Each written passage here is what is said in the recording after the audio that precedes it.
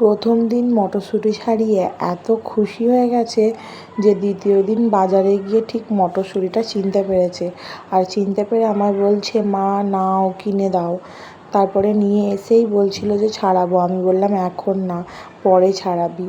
ও এখন যেহেতু এই মটরশুঁটিটা ছাড়াতে খুব ভালোবাসে, ওকে ব্যবস্থা করে মটরশুঁটিগুলো একটা ছাড়িয়ে রাখার ডিশ, একটা মটরশুঁটিটা খোসা ফেলার একটা জায়গা ওকে দিয়ে দিলে কিছুক্ষণ ওকে এটা দিয়ে বসিয়ে রাখা যায়। আর আমাদের মায়েদের তো এটাই হচ্ছে মেন ব্যাপার, একটুখানি সময় যদি ওরা নিজেদের মতো করে খেলা করে আমাদেরও কিছুটা কাজ গুছিয়ে নিতে সুবিধা হয়।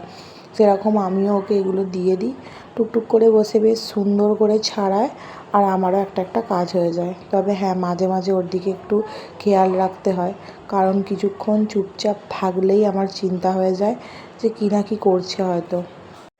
এখানে প্রায় 500 মটরশুঁটি ছিল, তার অর্ধেকগুলোর বেশি রান্নাঘরে বসে ছাড়িয়েছে। তখন আমি রান্না করছিলাম, আর রান্না করতে করতে ওর সঙ্গে গল্প করছিলাম।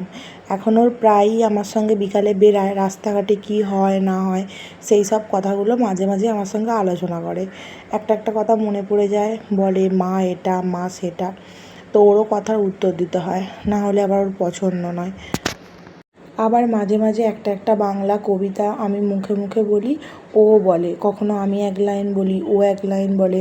আবার যেখানটা ভুলে যায় বলে, মা ভুলে গেছি। আমি আবার সেখানটা ধরিয়ে দিই, আবার সুন্দর করে বলে। এখন দু একটা কবিতা খুব সুন্দর শিখে গেছে।